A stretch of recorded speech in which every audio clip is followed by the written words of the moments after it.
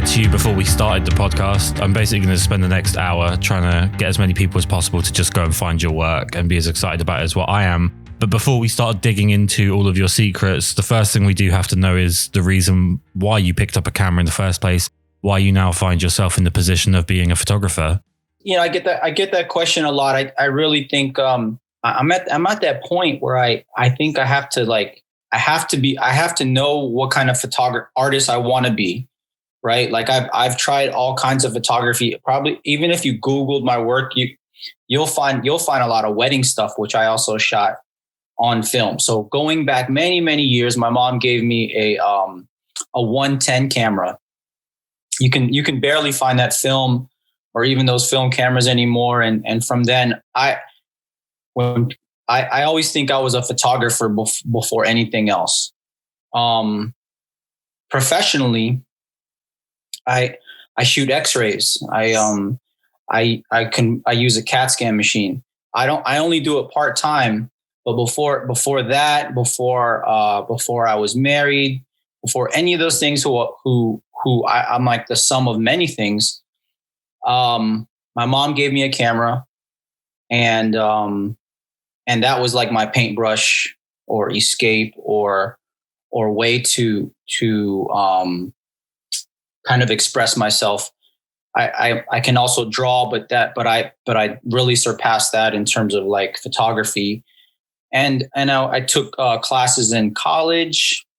I shot for high school and then on. I can go on and on and on. But of all the things that I may have like stopped in life, or even like when I was in school, it was really like a passion for photography. Like for instance, I would enroll in all these classes in college, and I would literally break into the darkroom to make darkroom prints. Okay? It's a true story. When someone asked me to shoot a wedding and I wasn't shooting for several years, I literally bought someone lended me it's a Canon red line, maybe a 24-70. It wasn't the Mark II because the Mark IIs are lighter. It was a heavier version. I put that on a Canon Rebel. Since I was shooting a wedding, I knew I had to have a backup camera. So I went to Costco. Well, Costco is like a big, huge store where at the time you can like return anything. So I bought that and returned it, and then returned the lens after I shot the wedding just to turn $1. And that's what I would do. I would just basically like borrow stuff, return it, buy it, return it. And then until I can get like a Canon Mark III. So, I guess I'm circling back to the question is like, no matter what I did in life, I would always end up back doing photography in some way, even when I thought I was done with it. So circling back all the way back to when my mom gave me a camera, I think it's who I am. I think it's in my DNA, even though sometimes like right now, I told you that I injured my arm and I have been shooting for a few weeks, maybe even a month sort of. And I'm just itching to shoot. It's like it's my drug of choice for sure. And I think there's a lot of worse things you can do. It's expensive at times, but and sometimes I'm not even making money, but it's just like, it's like what makes you do what you do in life? Does it have to be money? I mean, as an artist, if you play the violin or play an instrument or sing, do you have to turn $1 to make it who you are, you know? So right. That's who I am. That's what I do. And it started from the camera my mom gave me. Well, it feels like quite often when you introduce money into someone's passion, that's where actually you get more conflict than you get enjoyment, because with money comes all of the admin, comes all of the pressure, comes all of the need to adapt for it to continue to make money for you. Whereas if it's your passion and you can kind of, as best as you can, separate the money from the passion, that's actually where you thrive more. And one thing I did want to ask you, and wanted to ask you quite early on, because I'm going to dig at this a little bit, I'm afraid, is sure, okay. you have this incredible ability to take I don't mean this to sound bad at all, but you have this wonderfully simplistic style that is so fantastically reliant on expression and mood and feeling. And I guess to start off with, how did you feel? How did you find that style? You know, when you landed on it, did you know that's where you wanted to end up, or has it just been a very, very slow evolution? I would definitely say it's a slow evolution. I'm really I really study the greats. Like I've always, I mean, I have lots of photography books that I've stacked up for years, and I'm trying to be that artist that is somewhat something in between.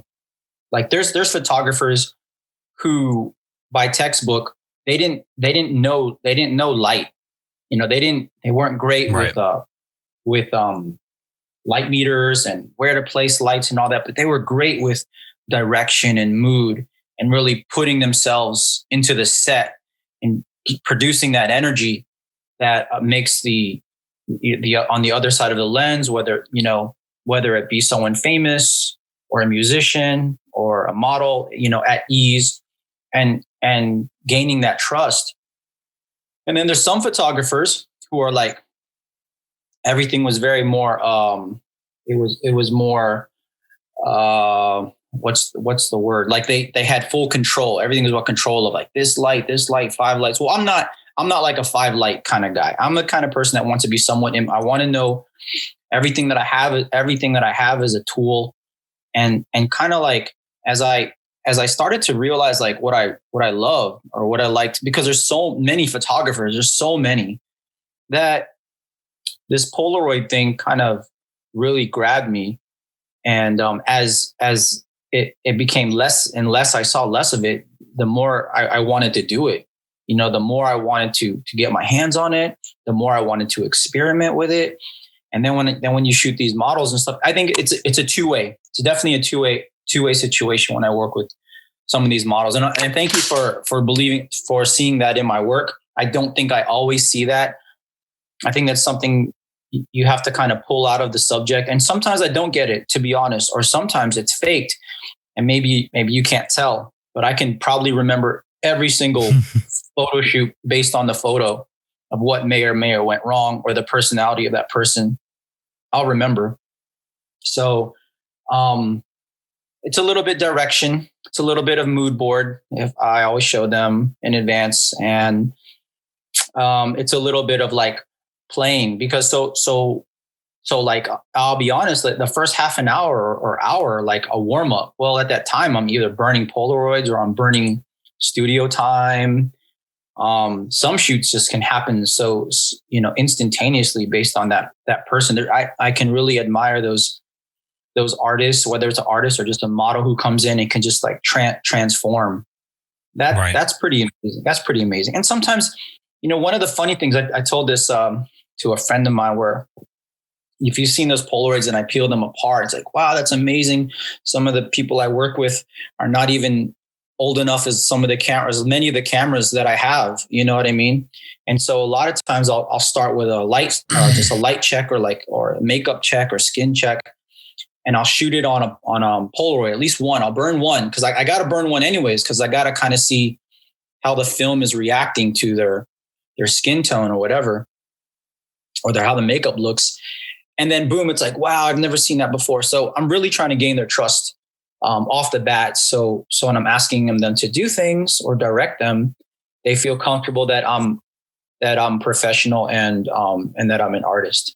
Well, I think you're exactly right. There seems to be that once a photographer gets past that I'm not trying my best not to be rude, but when you get past that kind of amateur stage where you're still trying to find your feet, they tend to then pick one of two paths. One being like the technician, where it's, 5 lighting setups and they're measuring the color of the light as well as the light meters out. And, every single part of the shot is completely controlled almost to like a vacuum sealed level. And then the other side of it is the people that are more mood based, and they're more, I think these are people that generally are more suited to portraiture anyway. They're more people focused. It's more about personality, mood, and their attitude will take the shoot where it needs to go more than worrying about technical aspects that at the end of the day, most people won't even be focused on who are the people that consume the product when it's all said and done. When it comes to, like you said about Polaroids being something that as it went away, you became more interested in it.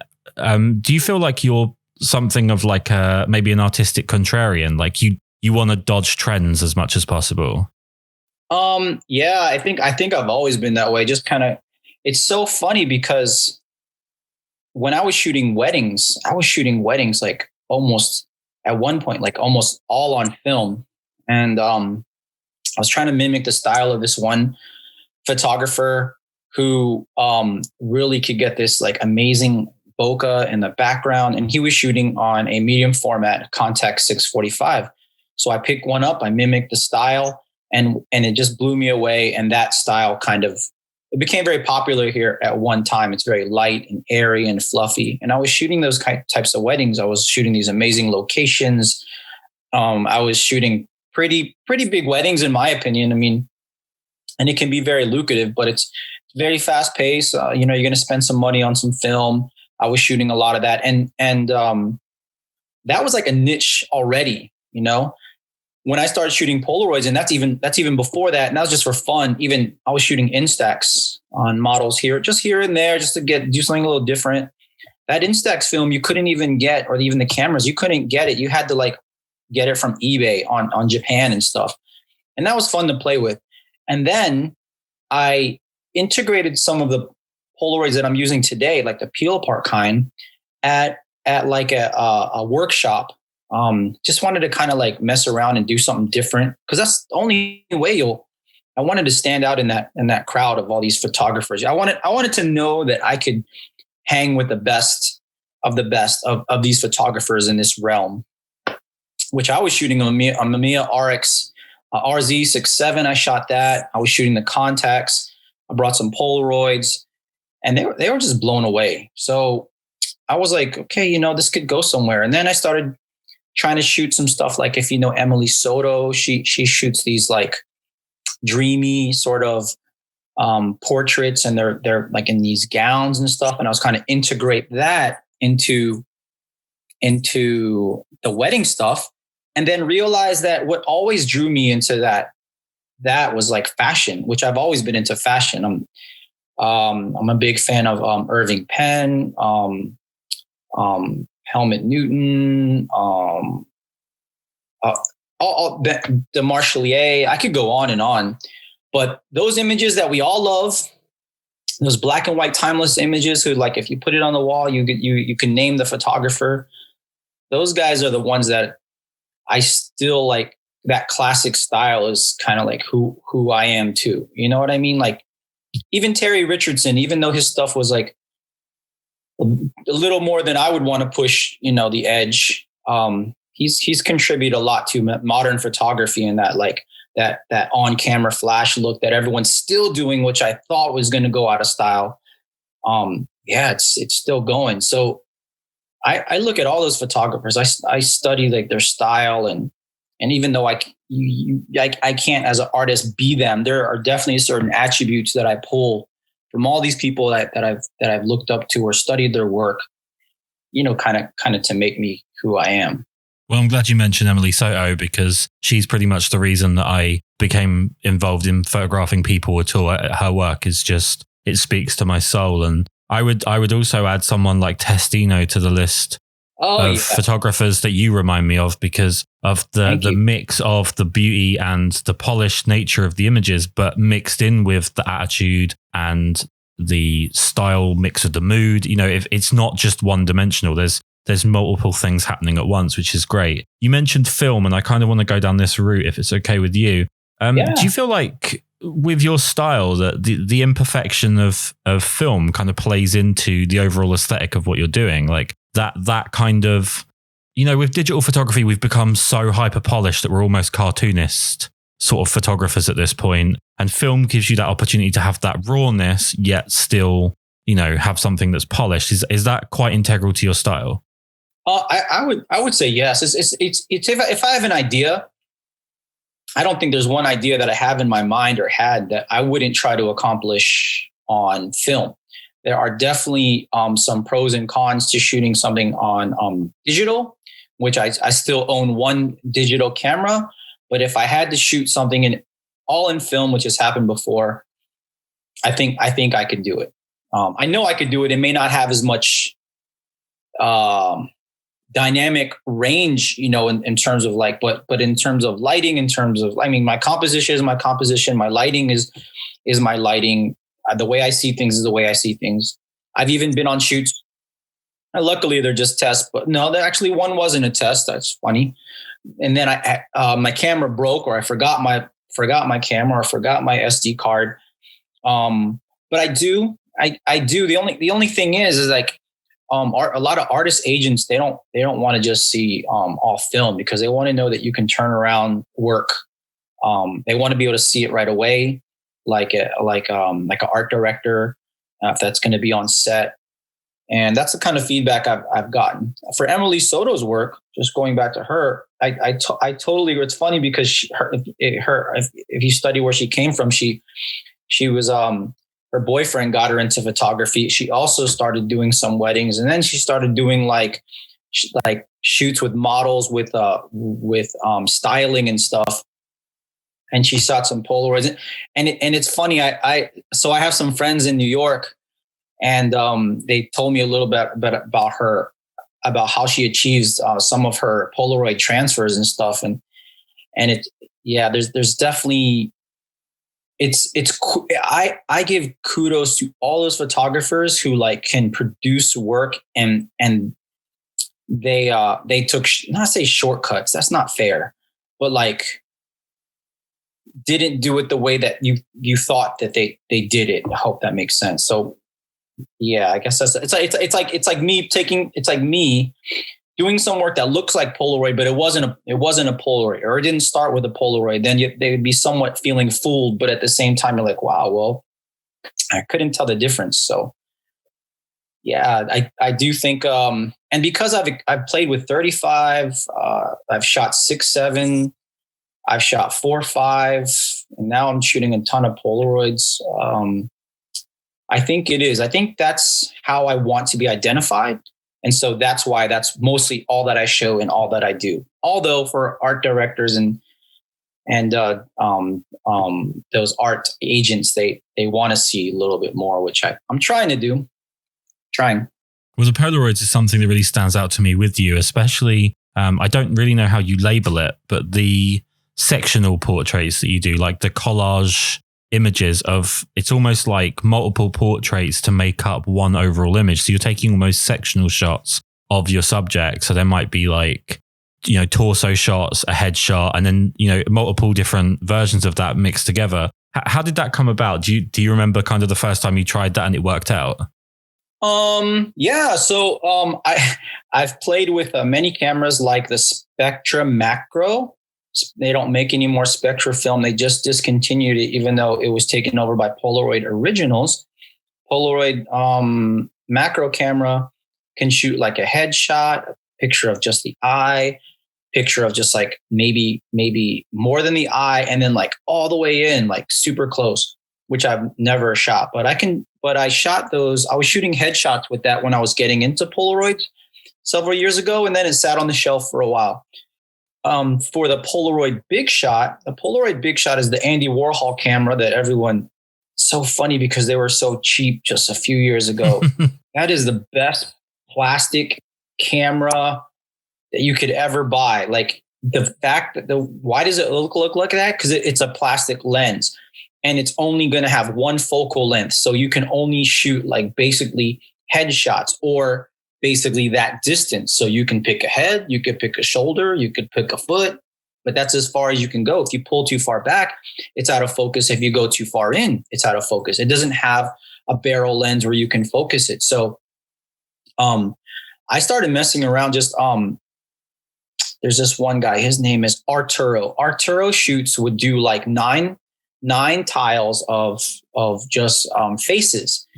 And he would do like headshots with like minimal clothing, like just head and shoulders. So it's like clean, like you just look at the face, and he would do these expressions. So I started doing some, and then I was like, I don't want to copy somebody. I want to do something myself. So if you actually look, it's like anything that I've done, I think it's been done before somewhere, but maybe in a different way. I've seen similar things.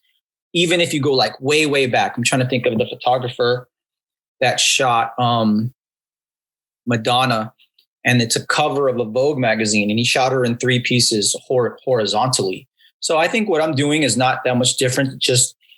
It's just like how kids listen to music now and they think it's original, but that came from the 80s or it came from the 70s or something. It's the same thing, just in my own way. And then I just take those different kinds of Polaroids, because there's Polaroid Original Spectra, there's Polaroid Original 600, there's all different kinds of the peel apart film, FPC 100, 669, 690, 665. And I decided I'd start breaking the rules and using all of them to create whatever I thought of an aesthetic would be interesting. And I've been happy with that. And your overall portfolio is so cohesive. It's so something that I'm a big fan of, and it's the most boring thing in the world to explain to people. But I'm a big fan of consistent photographers. I'm a big fan of photographers where, like, I see one image, the first image, like how we inevitably do these days. You see one tile on Instagram, you love that image, and then I'm sad and I spend most of my evenings hunting down who that photographer was and all of their other work. And quite often as well, with the podcast in mind, it's always nice to find new and interesting photographers. And I'm always so disappointed when I find one image, I chase down the rabbit hole, and when I get there, it just looks like an iPod on shuffle. It's just a whole variety of nonsense. And although it might all be technically great, it doesn't work together with that one image, which, because that's the first one I saw, and I honestly think that I'm the center of the universe, they should always do what would suit me, I guess. With you just have this wonderfully cohesive portfolio. It's a joy to just cycle through your Instagram and go through all of your different images. I actually introduced your work this evening to my wife, and she kind of gives a cursory, like, yeah, that's nice. And then she'll kind of go off and she'll watch her TV show. And she actually was there on my phone for so long that I was like, yeah, can I have my phone back now? Because, you know, I need to get on with some things. Thank you. When you're on the shoot, this is something that I'm terrible at, and I really want to learn how it's done. You get these wonderful moods. You get these awesome expressions and this feeling and this emotion from fashion shots. To me, what feels like fashion shots. What is the setup like on a shoot in terms of, a model arrives? How long do you spend with them before you start shooting? Have you got music blaring? Are you having like relatively personal conversations with them? What's the setup when you're shooting? How are you getting these amazing moods out of your subjects? When they walk in, I really try to break the ice, try to ask a few questions.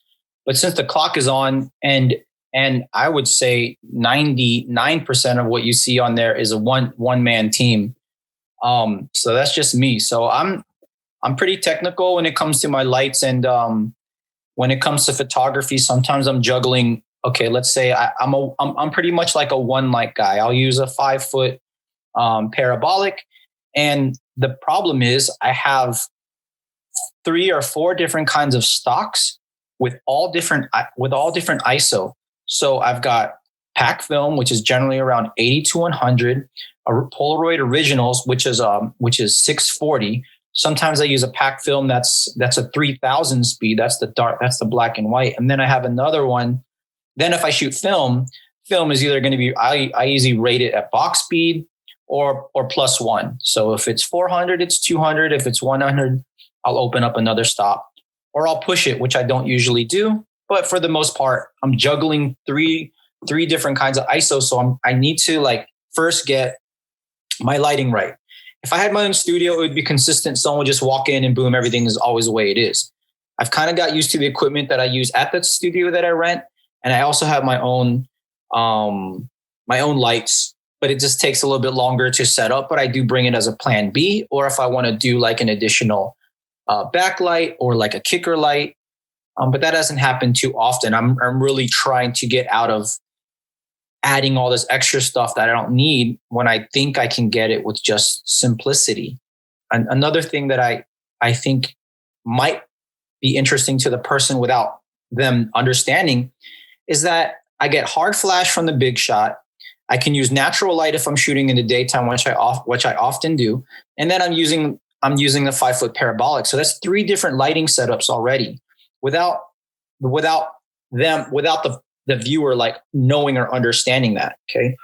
And then, so that takes up a lot of time in the beginning. That's why I can't talk very long. If I do talk, I'll talk for like 15 minutes while they're in the makeup chair, if they're getting makeup. But sometimes, and lately, because things are tight, I'm not having makeup or I'm not adding additional time to the shoot. They walk in, we'll pick something out that they brought, or with what I have, we'll kind of mix it together. Usually that's based on a mood board. I think it's definitely important to send out an idea to either the agent or the model of what you're trying to achieve, so that there's no, I don't say hanky panky, but like that's the best way I can say it. So like they know what you're looking for. If it's not something they're comfortable with, then they'll say it usually right away. And I understand I want to push the boundaries, but I'm really want to push the boundaries of being an artist rather than pushing the art of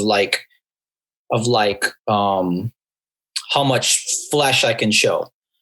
So by those things that I've already gave you, the variables of the different kinds of lighting, and then what was I going to say? I guess what's most important to me is that I come out with something that is exactly what you're saying, that will be cohesive with what I'm currently doing. And that if I put all of this on a wall one day and somebody would be able to help edit out what's needed or what's not needed, that somehow I have like a body of work that I'll be proud of. And I think I'm slowly getting there. I know I'm moving like a turtle, but I'm okay with that because I mean, there's lots of photographers. Like when people say, oh, you got to make money. Well, Vivian Meyer is an amazing photographer, world known. And wasn't she a nanny? And she just shot like pictures everywhere. I mean, cause it was like what she liked to do. So this is what I like to do. And I would like it. I just want that one image to be like, oh, that's Brian Saculles. I mean, you look at it. You know what I mean? Like there's got to be something. So it's the Polaroids, it's the lighting, it's the mood, it's everything. What sometimes, again, like I said, I've met some that don't give much in the shoot.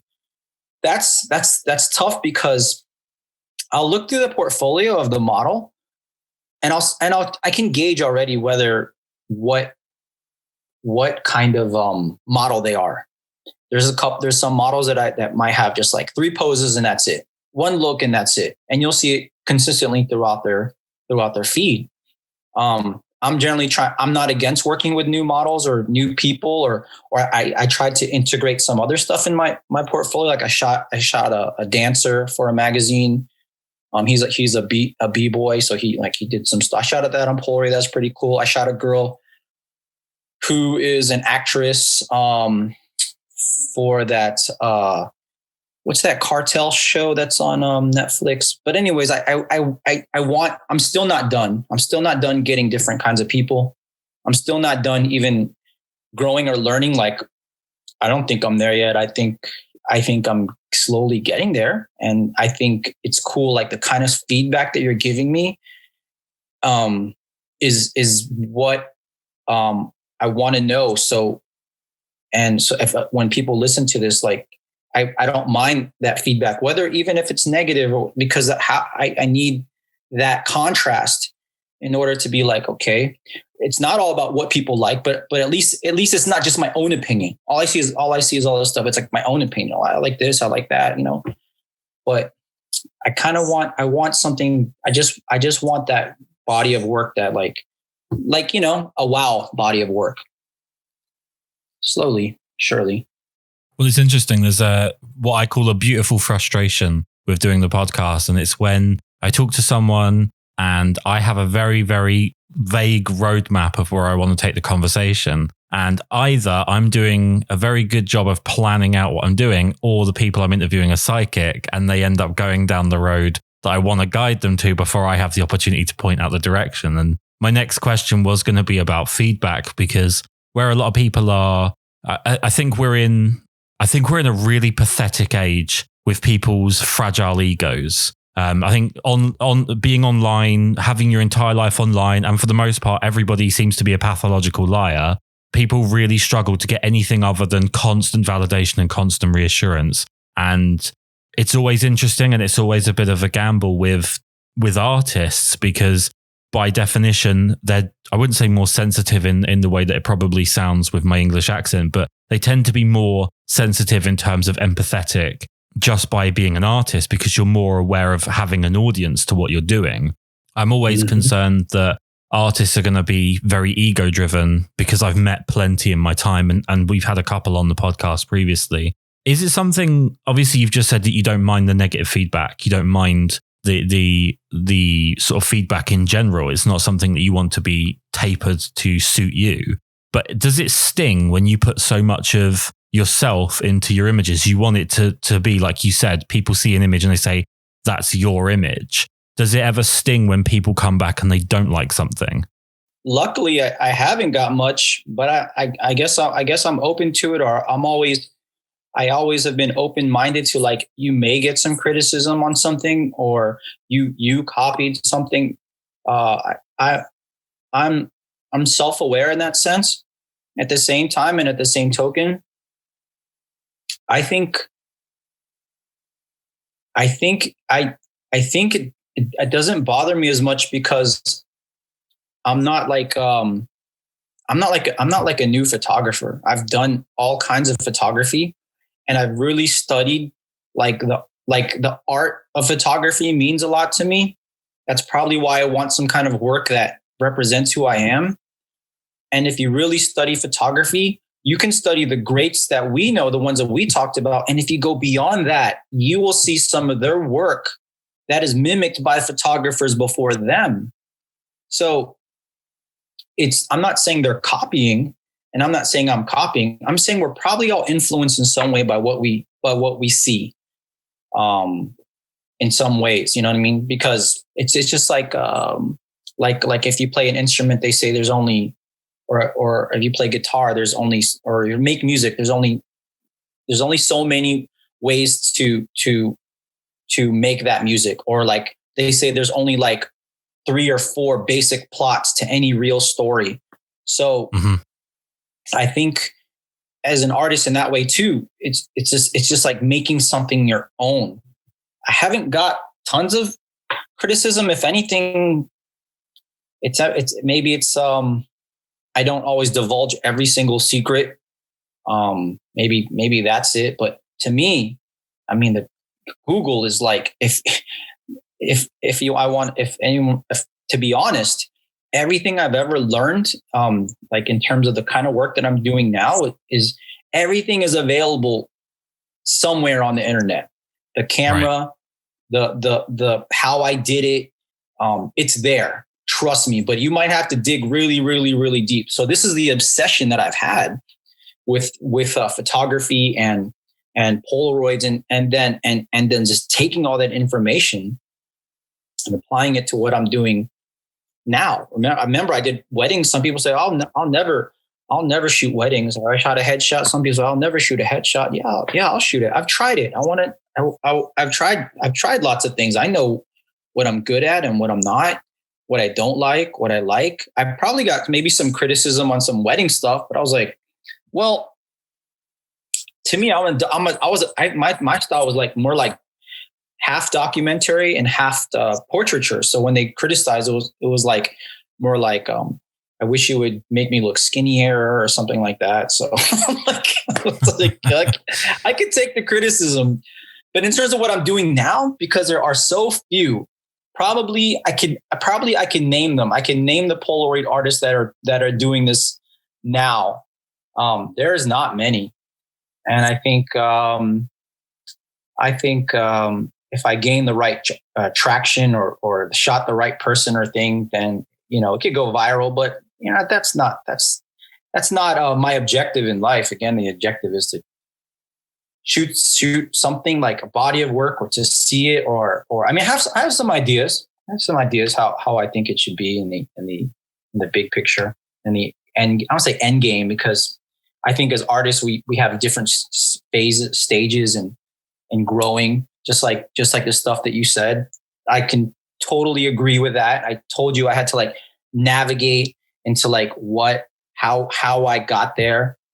If I knew Instagram was going to be in 2010 or 12, when it came out was going to be like the basically the portfolio for everyone, I would have definitely done it different. And I probably would have, even what I'm doing now kind of evolved of how, like, if you go back in the feed, you can see like square, and then you see me filling the squares. Now you see me going back to, now I'm doing like these slideshow kind of things, or they call it carousel, I guess. And some of those features weren't offered before. Even like 3 years ago. So they didn't have carousel. You couldn't put a video, or the video wasn't like 60 seconds. So now I'm just using every tool that they give me. I want to make the inviting for the viewer to stay on a little longer and see the next slide, or see the peel apart at the end, or not. Maybe they're bored. I don't know. Maybe some people think it's one dimensional, but that some people don't care about film at all, or Polaroids, or they just copy it. Like, who cares if you could just copy it? That's just not who I am. Well, I completely agree with your analogy towards music, because I've been saying I used to be a musician, not a particularly good one, but I was a musician, and I always used to say, you're 100 years into electric music. You're not doing anything new anymore. So do something good. Stop focusing on being different and focus on doing something good. And I think a lot of that comes down to intangibles. It's not so much like, can you play an A minor on an acoustic guitar? Everybody who's ever played a guitar can play an A minor on an acoustic guitar, but it's the charisma and what you put into that A minor and how you build from that point that's actually going to separate you as an artist. And I think with photography, especially with the media around photography, and media is a bit of an ugly word these days, but when you go to any kind of magazines or any kind of learning device, most of the stuff that's on YouTube to teach people photography is very technical based and completely misses out intangibles and how you build up your identity as a photographer. And I think if I was to explain what I mean by intangibles, separating technically proficient photographers that are boring from technically proficient photographers that are amazing, I would cite yourself, someone like Karl, Eli Warren. There's a load of different photographers I would cite as, here's an example of someone who, all right, they're not taking a picture of something that's so wildly, stupidly unique that there's a reason no one's ever tried to do it because it's a daft idea. They're doing something that is tried and tested, but they're doing it with their own stamp on it, their own personality on it. And that's where you stand out. And I really wish that was something that more photographers cared about, but I just don't think for up and coming photographers, especially the younger generation. I mean, I'm 32, but I feel about 60 this year. For the up and coming generation of photographers, they're so focused on, can the next camera that's coming out track the eye of a Formula One driver as he passes them at 200 miles an hour? Or does it have 75 stops of dynamic range so they can underexpose to such a stupid extent that they never actually have to know how to do anything with a camera because it's now a spaceship? I wish more of them would care about the personality like I believe you do. Oh, thank you. Karl has some amazing work too. Yeah, we've shared on buying Polaroid, and he bought a camera off of me. Yeah, his stuff is good. His stuff is consistent. It's definitely consistent. Me, I think I'm that kind of artist that wants to know how to do everything. So I can develop my black and white. I can print in a dark room. I scan my own. One image that a lot of people liked was like a blonde in a car in a back seat, and I shot it through a window, so it has this really like dreamy look to it. And that was shot on 6.7. And where was I going with this? Oh, so I was scanning it myself. So I scan my own stuff too. Like I want to. It's like I want to be that chef without the sous chef. Like I want to do everything. That's my work. Time I hit click, or from the time that I manifested this idea all the way to the end. So I could say it's mine. And that's exactly what you said, putting your stamp on it. That's exactly what not a lot of people are doing or trying to achieve this day. And it doesn't happen overnight. I think people should just slow down and be like, and just understand that like those photographers that we know of, like it took them time to become who they were. If you see a Testino piece, it's Testino. Helmut Newton, it's Helmut Newton. Terry Richardson, it is, because they've created something that, whether it be, the composition or the lighting, that Terry Richardson lighting or Helmut Newton, so raw, it's so black and white. it's just one hard light in the room. It's just, you just know it. You just know it's them. Or even if you can narrow it down to a few, that's still great, Yeah, especially when, like you said, there's so many photographers out there. Something I like to do with portrait photographers, and they almost always dodge the question, is to kind of talk about ideal subjects, like people that you would absolutely love to photograph. And normally I approach this by just saying, if you could pick one person, who would you pick to have as your subject for a Polaroid shoot, I guess, of yours, or just for a general shoot? And this is normally a pretty controversial question because I think most people want to pick like 25 people instead of just one, or they don't want to pick one person at all. And they say that they're happy with the people that they do photograph, which is completely fair. I'll put it to you, but I do have a follow-up that's a little bit different. So if you can pick one person right now for a portrait shoot, who are you picking?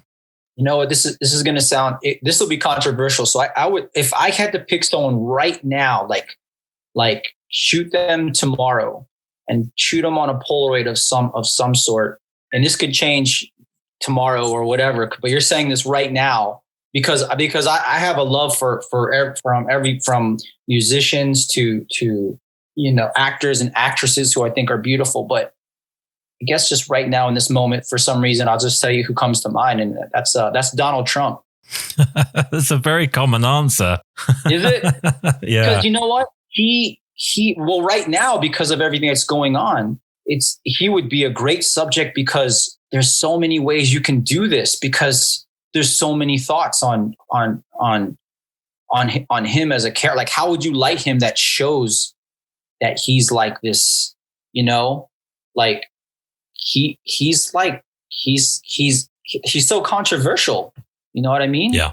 He's like a one-man Kuleshov effect in the sense of like, you could take a picture of him with very, very simple lighting, no That's expression. Right. And there would be people that would be like, oh, he's stoic and he's powerful and he's very assured of himself. And then you get other people that would say, oh, he looks evil. He looks like the most terrible person ever. And you wouldn't even to begin with have to put too much into what you're doing to be able to create an enormous force of reaction. So it's actually almost overwhelming to think how you would approach it to even begin to mold that reaction.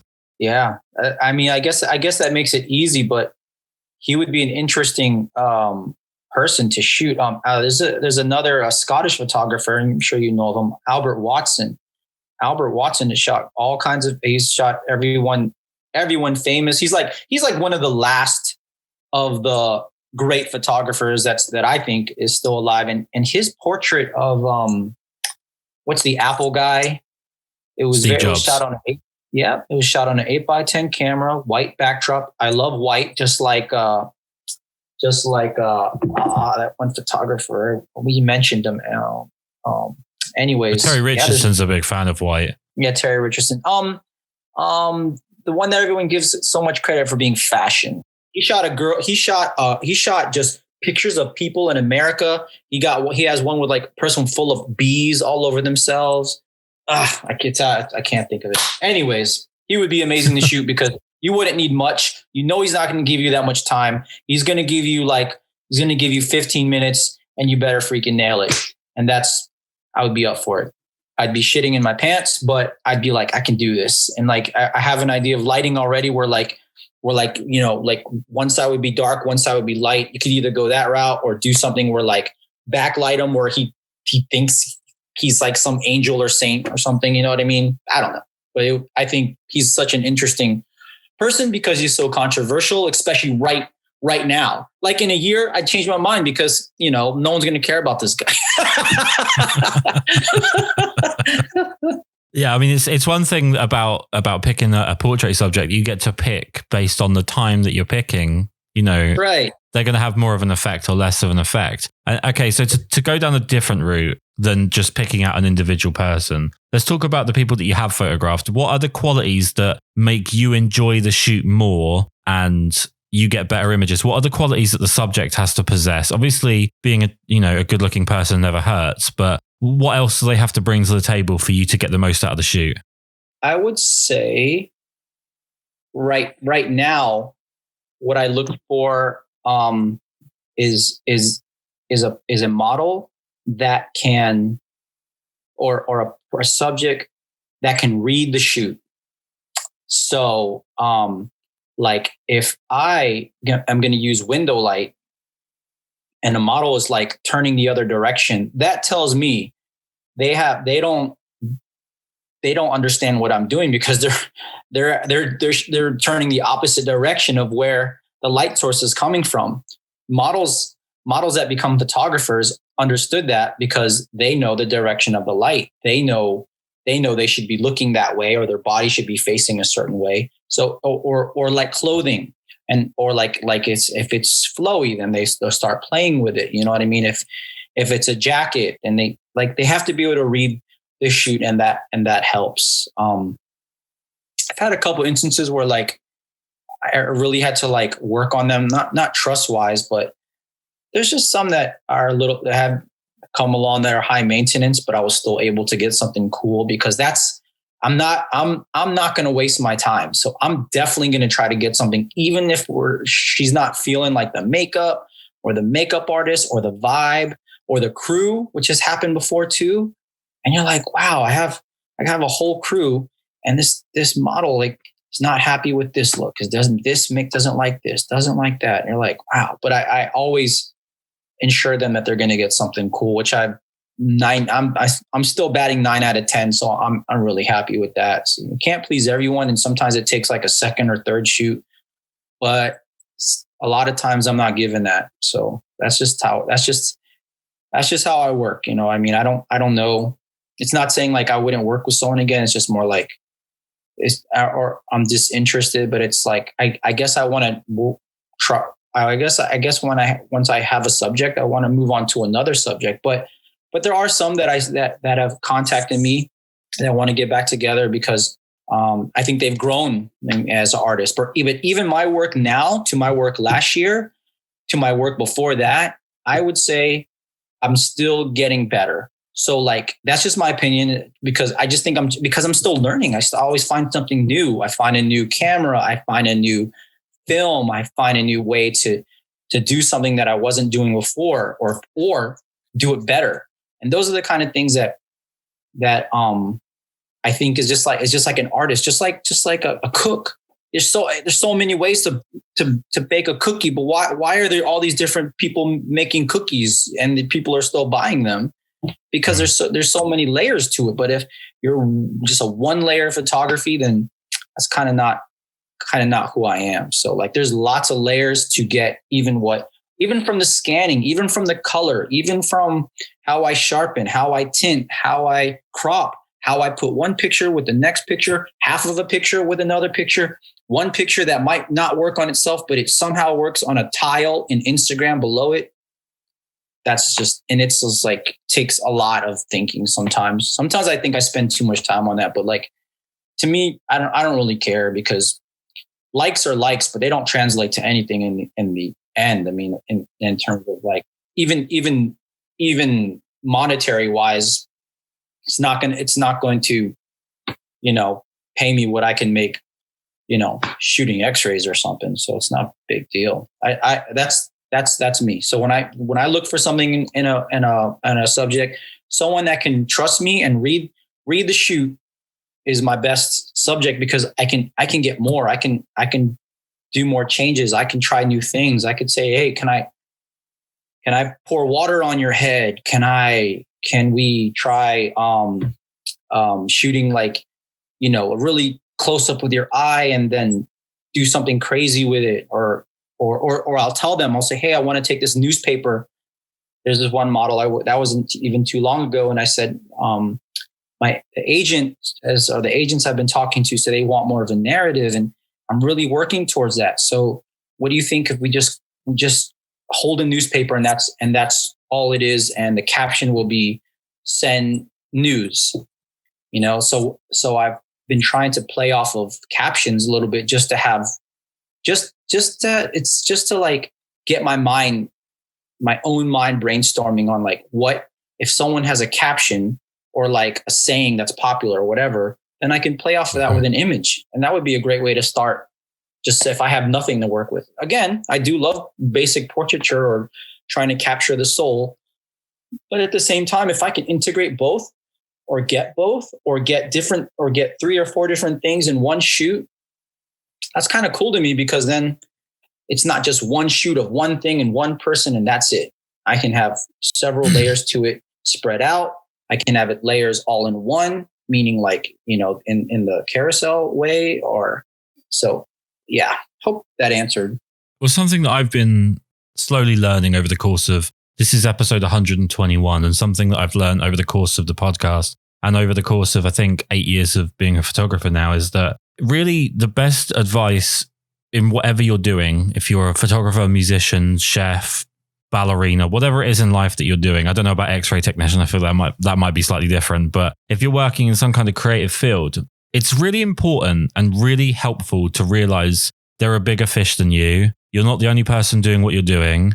And if you work under the mentality of, okay, you have to work harder than everybody else that's around and stop pretending that you're a big deal when you're not, you're going to go significantly further than constantly trying to feed into this idea of like, well, look how many followers I have, or look how many likes I have, or anything like that.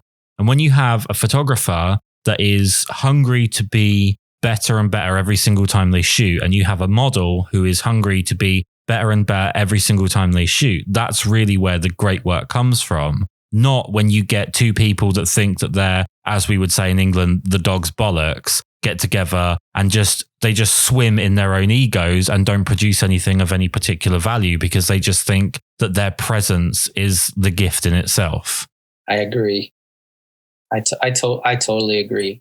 I think I did struggle with that at some point, not having likes or whatever. And when I started kind of just doing what I wanted to do, seemed to get a little bit more interest. And that's not the goal.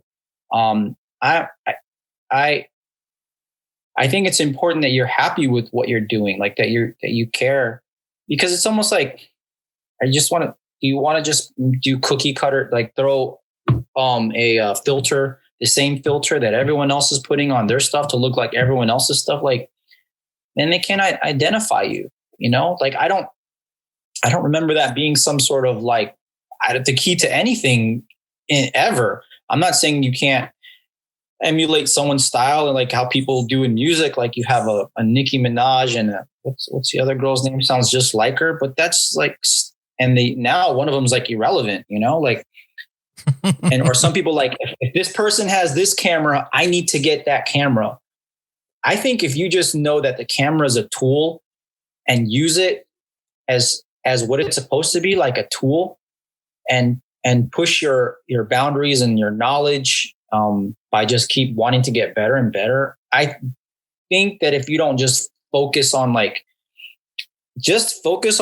where you're at and just keep going. I've moved at the pace of a turtle in my opinion, but like, this is the pace that I'm going on. I don't really care. Like I wish I could move faster, but there are other facets in my life where some people can do other things, but right now, I have family, my arm is injured. So like, what can I do? I'm not going to let it absorb me. I mean, I still think I'm passionate about photography. I know tons about cameras and film and stocks and labs and paper, and I can go on and on and on and on.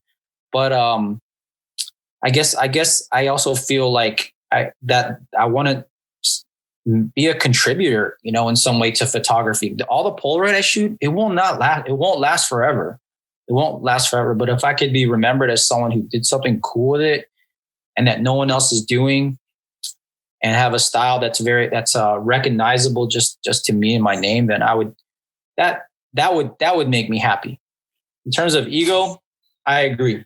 I learned that a long time ago. There will always be someone better than you at work, better than you. I mean, even the greats like Michael Jordan, there's always someone fresh that's going to come in and be better than you. And in terms of like, there's so many amazing photographers, even that I follow on Instagram. Some shoot hybrid, some shoot film, some shoot, some do one or the other. I think they're amazing, and I give them a lot of recognition for just being able to do so much with so little. So if film isn't your thing, cool. If Polaroids isn't your thing, cool. But if you can still make something that stands out, that's like who you are with what you're working with, that's what's cool, you know, like that's what makes you an artist, you know, I think so. Well, I think that when it comes to the digital camera arguments that people have about, well, this guy shoots with this camera, therefore I'm going to get that camera, or this brand is better than that brand. I've actually found the only bit of advice I can ever give on this podcast is just about being a cynical, sarcastic dickhead. And I found the perfect remedy for when people have those arguments and I don't want to listen to it, which is when someone says, oh, well, I shoot Sony and it's better. And then someone's like, well, actually, I shoot Nikon, it's better. I always just say, well, they're all made by the same kids. And then everyone just feels really guilty about the manufacturing process and no one wants to talk about it. So it all goes away. That's so funny. It was funny a long time ago. I went into a store here in California and I was like, hey, I want to get a mirrorless camera. He's like, don't get one of those. That thing's going to fail. It's just a piece of junk. You can't trust a TV company that makes your cameras and blah, blah, blah. And I ended up buying a Sony. You know, I did a lot of research. I was interested in dynamic range. I still shoot on an older Sony. I don't say that mine is better, but if, to me, it's like people that have to argue that, I feel like they don't have a broad vision of like photography. So if you just want to talk like technical stuff, they don't have a broad, because not every camera is appropriate for like what kind of photography you're doing. Why do you need the eye tracking when you're shooting landscapes? That makes no sense to me. You know, why do you need, you know what I mean? Like they just don't have, like, those things are not, you have to apply it to what you're doing with it. It's just like a vehicle. And also, you know what? There are some great cameras, film and digital. They might be great, right? I've got one right now. I'm trying to sell it, but it's not ergonomical to me. It does not work for me. The way that I have to turn, I'm just going to name it really quick. Maybe some people know it. It's a Konica instant press. There weren't that many made. It shoots Polaroid and it can get in really, really tight. But the fact that you have to frame it, then move it over to where the viewfinder roughly is, and everything just does not work. And so those are useless to me, even if they are the best camera. When I was shooting film and I had a Nikon, man, the controls were just not as they had, you know, I guess by scientific measurements, better glass than Canon, but I couldn't get the dang thing to shoot, or when I wanted it to, and I couldn't, it just wasn't for me. And that's another thing. So like, you might have the best Sony, but what if your hands are gigantic? You know, those things are so tiny, you know, like there's so many other variables that people don't include. I think, yeah, I could go on and on about that stuff too. I could talk photography for like 24 hours, to be honest. That's how much I know about it. Like, and I really want it. Like I've thought about, you know, I did one article for, gosh, what's that? I did an article for emulsive film, and that's actually how Karl found me.